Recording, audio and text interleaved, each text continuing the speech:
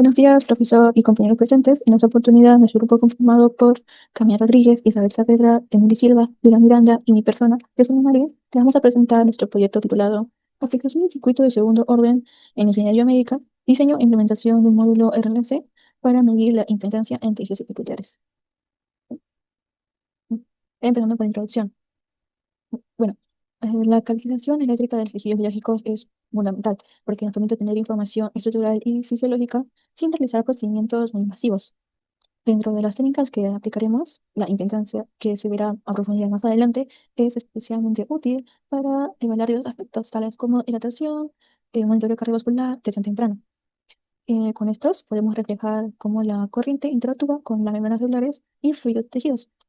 A su vez, para poder obtener mediciones confiables, se necesita un sistema electrónico capaz de aplicar una señal y registrar la respuesta.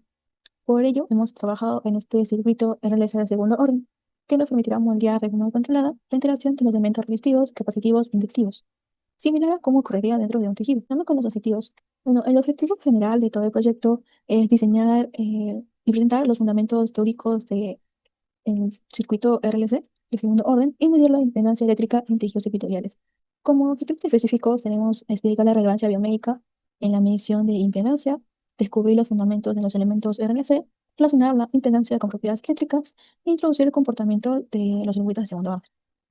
Ahora, antes de dar paso a mi compañero con los fundamentos, vamos a tratar unos pequeños conceptos para que nos sirvan para ver los temas más adelante. Tenemos que primero los componentes de RLC. Tenemos la resistencia, que representa la conducción iónica en el tejido, el capacitor, que es el que moldea la polarización de las membranas celulares, y la inductancia, que nos permitirá estudiar cómo varían los cambios rápidos de corriente. Además, la impedancia es como la combinación de la parte resistiva y una parte reactiva, que dependen de la frecuencia. Su evaluación nos permitirá identificar las diferencias en la estructura interna del tejido. Y para finalizar, mi compañera. Buenos días, profesor. Hoy voy a explicar cómo hemos podido describir un tejido biológico utilizando los fundamentos matemáticos. Empezamos con una abstracción muy importante. Representar el tejido usando el modelo de Cole simplificado. Dividimos la respuesta biológica en dos componentes. Resistencia, por Rx, que representa la conducción iónica a través de los fluidos del tejido, y la capacitancia, Cx, que modela la polarización y el efecto dieléctrico de la membrana celular. Esta simplificación nos permite trabajar con un modelo manejable, sin perder el comportamiento esencial del tejido. Es una técnica que se usa desde los primeros trabajos de Cole y que sigue vigente en la bioimpedancia moderna. Para su comportamiento real necesitamos ejecutar el sistema. Por eso introducimos una inductancia de referencia en serie. Este elemento hace que el circuito pase de ser un sistema RC a un sistema RLC, capaz de almacenar y transferir energía entre el campo eléctrico del capacitor y el campo magnético de la inductancia. Esta ecuación que ven en pantalla es simplemente una aplicación de la ley de voltajes de Kirchhoff, que describe el intercambio energético del sistema. Al derivar y normalizar, la respuesta de corriente IT es gobernada por una ecuación diferencial de segundo orden. Esa dinámica de forma más clara, llevamos el análisis al dominio de Laplace. Aquí realizamos lo que llamamos el mapeo de coeficientes. Comparamos el denominador de nuestra función de transferencia con la forma estándar de un sistema de segundo orden.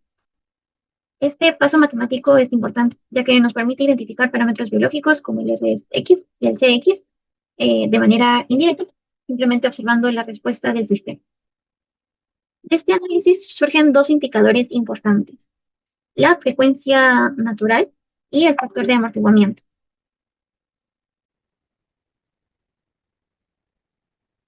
La frecuencia natural depende del producto de la inductancia por la capacitancia. Como la inductancia es constante, entonces cualquier cambio que observemos en la frecuencia se debe directamente a la capacitancia del tejido. Es la diapositiva más importante desde una perspectiva aplicada. Si el sistema es subamortiguado, o sea que el factor de amortiguamiento es menor a 1, significa que la resistencia es baja. En términos clínicos, esto se correlaciona con tejidos hidratados o edematosos, donde los fluidos permiten el paso de corriente con facilidad. Si es sobreamortiguado, el factor de amortiguamiento es mayor a 1, la resistencia domina. ¿Esto qué quiere decir? que es, bueno, esto es típico de tejidos deshidratados o con un estrato córneo más grueso y con efectos de amortiguamiento. Es nuestro punto ideal, es como nuestro punto de referencia. Aquí se conecta pues la parte biológica con la parte matemática. Mi compañera Isabel les va a explicar un poco más acerca de la parte biológica. Bien, ahora pasamos al objetivo central de nuestro proyecto, el cual es la detección de las anomalías. Como podemos ver, tenemos dos tipos de impedancia. La estructural, que es la que nos va a importar mucho más porque mide las propiedades permanentes de células, de fluidos, y nos va a informar sobre cualquier alteración física que pueda haber en la arquitectura celular. De ahí tenemos la impedancia funcional. Esta es el ruido y debemos eliminarla, ya que la impedancia funcional se genera debido al propio estrés de la piel y por el sudor que puede haber. Esto es ruido que tenemos que eliminar al momento de realizar las mediciones. Aquí tenemos, para poder entender un poco más cómo la biología celular afecta a nuestro circuito, tenemos que entender que hay dos tipos de alteraciones. La morfológica, que se debe a un empaquetamiento denso de las células, el cual incrementa la capacitancia del tejido, y una alteración bioquímica que tiene que ver con la resistencia, ya que las células anómalas tienden a tener una mayor vascularización y mayor retención de líquido, por lo que nos da una más alta conductividad y una menor resistencia. Y como podemos ver, este sería su efecto esperado en el osciloscopio. Vemos desde lo que experimentamos en el laboratorio, vemos cómo el oscilador de Colpitts, cuando no está conectado a la piel, tiene una máxima amplitud y una máxima frecuencia. Luego, cuando está conectado a un tejido sano, vemos cómo se puede atenuar levemente la amplitud y cómo se desplaza levemente también la frecuencia. Estos, sin embargo, son valores totalmente esperados debido a las mismas propiedades de la piel. Sin embargo, al momento de realizar las mediciones en tejido con otro tipo de lesiones, en este caso nosotros lo medimos con un tejido que presentaba un lunar que podría levantar sospechas de una enfermedad más grave. Y como podemos ver, hubo una máxima atenuación de la amplitud y un máximo desplazamiento de la frecuencia. Y esta vendría a ser nuestra firma diagnóstica, la que nos alertaría de un posible problema en la piel. Y bien, el mecanismo eléctrico de esta alteración nos origina dos preguntas. Primero, ¿por qué disminuye la frecuencia? La frecuencia disminuye porque la capacitancia aumenta. Y como podemos observar en la fórmula de la frecuencia, al aumentar la capacitancia, el denominador aumentaría y nos daría como resultado la reducción de esta frecuencia. Ahora, ¿por qué se atenúa la amplitud? Porque el circuito lo que tiene que hacer es amplificar la señal para compensar la pérdida de potencia que se da por la resistencia tan baja, lo que se traduce a una disipación de la energía a una tasa mayor de la que se está generando, por lo que altera la condición de oscilación sostenida que hay en nuestro oscilador de Colpitts y vemos cómo la onda se vuelve más pequeña o se achata. A continuación, hablaremos más sobre lo que es el procedimiento y cómo fue la implementación del circuito de oscilador de Colpitts. En esta sección explicaré el diseño del circuito en Proteus y su implementación del protobar, mostrando cómo ambos procesos se integran para el funcionamiento del sistema. Nuestro circuito está basado en oscilador de Colpitts, que constituye la parte fundamental del diseño debido a su capacidad para generar una señal sensible a los cambios de impedancia. Esta propiedad es lo que nos permite detectar variaciones asociadas a posibles alteraciones en la piel. Una mayor o menor impedancia modifica la amplitud o frecuencia del oscilador, lo cual sirve como indicador para la identificación preliminar del cáncer de piel. Bien.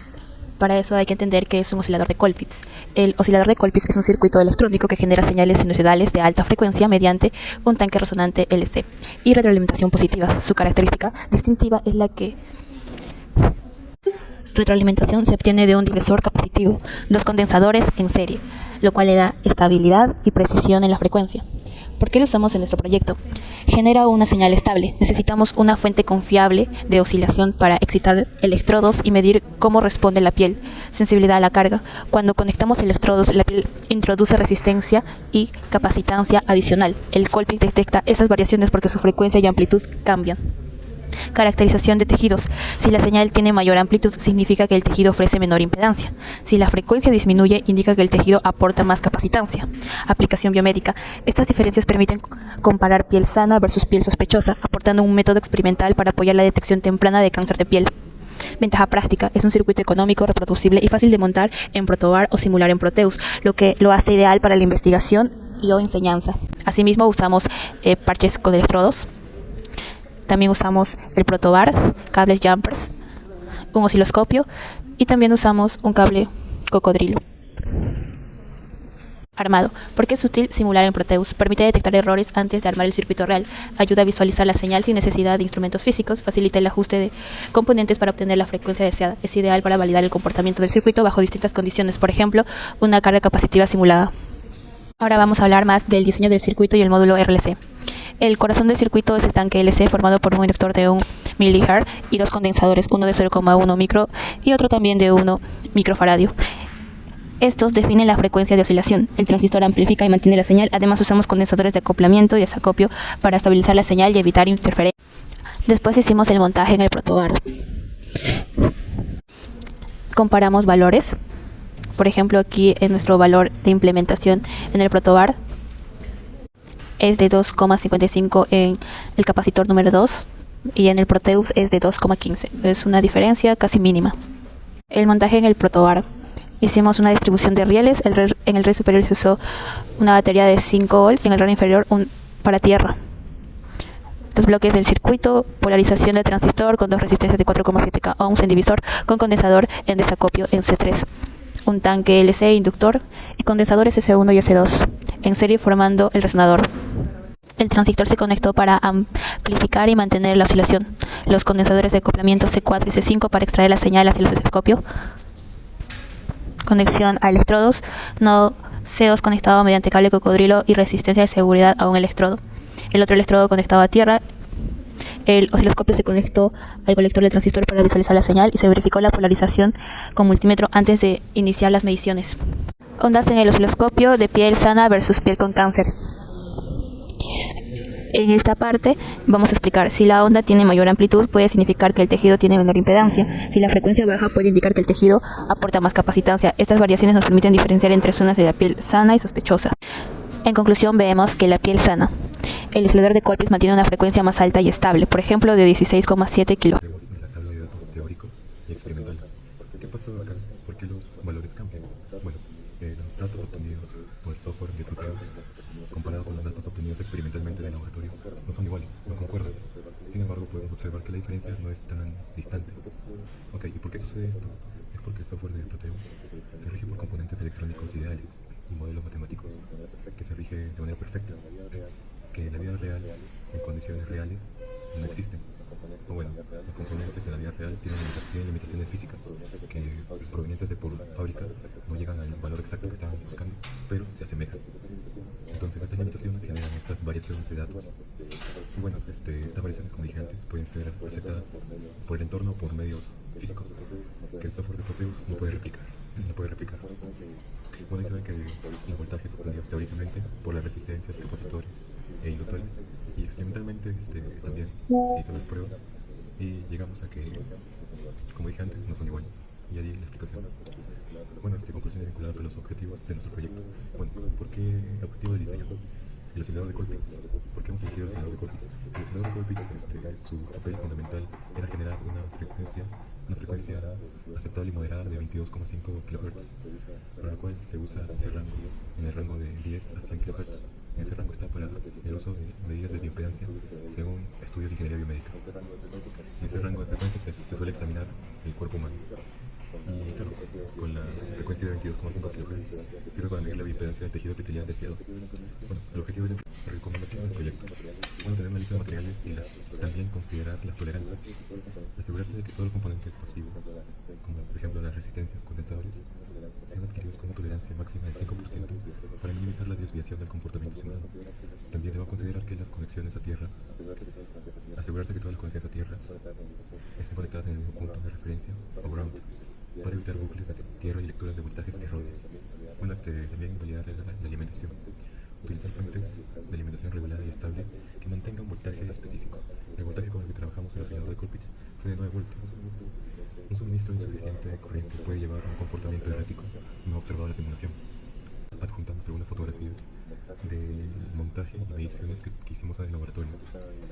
Aquí está la medición de voltaje de la resistencia 1, de la resistencia 2, de la resistencia 3 y de la 4. Como ya mencioné antes, el voltaje obtenido experimentalmente va a ser diferente porque las condiciones ideales, como su nombre lo dice, son conceptos ideales. Aplicados en la realidad cambian. Bueno, eso es todo en base a nuestro proyecto de un circuito RC de segundo orden con el objetivo de medir la bioimpedancia del tejido epitelial humano. Espero haya sido de su agrado. Muchas gracias.